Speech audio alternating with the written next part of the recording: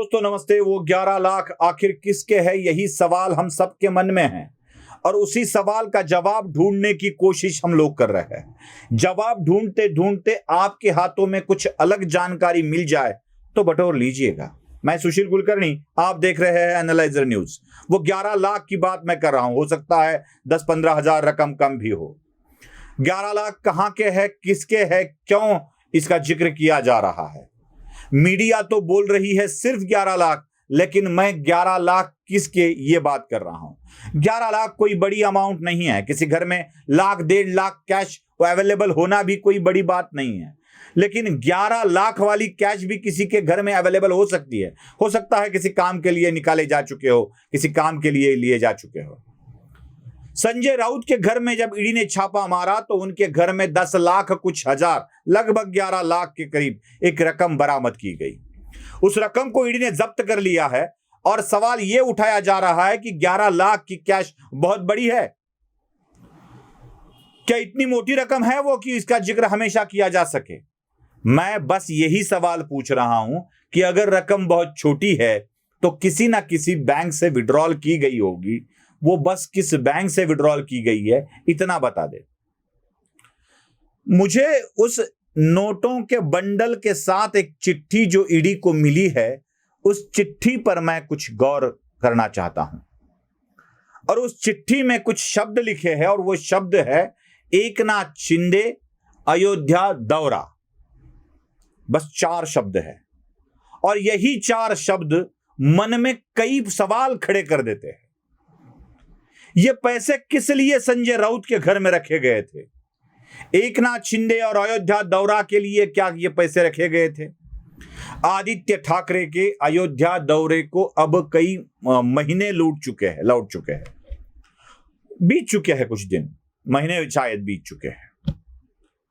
अगर ये पैसे अयोध्या दौरा के लिए रखे थे तो वहां खर्च क्यों नहीं हुए? ये पहला सवाल। दूसरा सवाल यह है कि ये पैसे है किसके? क्या शिवसेना पार्टी की तरफ से मुख्यमंत्री एकनाथ शिंदे, अब के मुख्यमंत्री तब के नगर विकास मंत्री, मुख्यमंत्री एकनाथ शिंदे को शिवसेना पार्टी की तरफ से वहां के खर्चे या व्यवस्था के लिए दिए जाने वाले थे? मतलब फ्लाइट का टिकट हो या वहां की लॉजिंग की व्यवस्था हो, वहां खाने का इंतजाम हो, वहां की गाड़ियां हो सकता है ना, इसके लिए भी रकम लगती है। वहां पे आदित्य ठाकरे जा रहे हैं तो बड़ी बड़ी गाड़ियां लगेगी, यहां से गाड़ी को भेजना पड़ेगा, उनकी ही गाड़ी चाहिए तो वहां तक का डीजल का खर्चा आता है, टोल का खर्चा आता है, फ्लाइट का टिकट आ जाता है, बाकी सारी चीजें बहुत सारी आ जाती है। क्या एकनाथ शिंदे को ये पैसे दिए जाने थे शिवसेना पार्टी की तरफ से? दूसरा सवाल मन में आता है, क्या एकनाथ शिंदे ने ये पैसे पार्टी को दिए थे अयोध्या दौरे के लिए? मतलब ये पूरे खर्चे की जिम्मेदारी 2 नंबर के व्यक्ति के ऊपर, सरकार में 2 नंबर, शिवसेना के सरकार में 2 नंबर वाले एकनाथ शिंदे ही थे ना, 2 नंबर का पद दिया था, नगर विकास दिया था, ऐसे बोला जा रहा था। तो क्या ऐसे दौरों के खर्चे की जिम्मेदारी एकनाथ शिंदे के ऊपर डाली जाती थी और उन्होंने ही ये पैसे खर्चा करने के लिए राउत के पास दिए थे? या तो शिवसेना ने एकनाथ शिंदे के पास देने के लिए दिए होंगे अयोध्या दौरा के लिए, या एकनाथ शिंदे ने शिवसेना पार्टी को दिए होंगे अयोध्या दौरे के लिए। अब संजय राउत के वकील ये भी बता रहे हैं, शायद खुलासा हो रहा है उनकी तरफ से, कि ये पैसे लोगों ने जमा करके दिए हैं अयोध्या दौरे के लिए। बात कोई भी हो, अब आदित्य ठाकरे का अयोध्या दौरा हो चुका है, उसकी न्यूज भी अब पुरानी हो गई है। उसी वक्त दौरा करने वाले राज ठाकरे ने अपना दौरा कैंसिल भी कर दिया है। तो ये पैसे खर्चा क्यों नहीं हुए? बस सीधी बात है, ये पैसे खर्च क्यों नहीं हुए? अयोध्या दौरा के लिए किसी ने भी पैसे दिए हो, चाहे एकनाथ शिंदे ने शिवसेना को दिए हो, चाहे शिवसेना ने एकनाथ शिंदे को दिए हो, चाहे लोगों ने चंदा इकट्ठा कर एकनाथ शिंदे के हाथ में दिया हो, तो उन्होंने ये संजय राउत के हाथ में दे दिए। शिवसेना ने कह दिया कि जाओ भाई एकनाथ शिंदे को दे दिए, तो क्या संजय राउत ने ये पैसे एकनाथ शिंदे को नहीं दिए?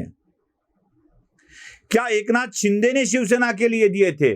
तो क्या संजय राउत ने ये पैसे शिवसेना को नहीं दिए? क्या संजय राउत खजांची है शिवसेना के? उनके पास ही रखा जाता है रकम? कैसे भी हुआ है? या लोगों ने अगर पैसे दिए हैं तो भी इन पैसों का व्यय क्यों नहीं हुआ है?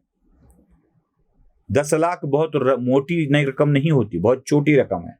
खास करके संजय राउत जैसे लोगों के लिए तो बहुत ही छोटी रकम है।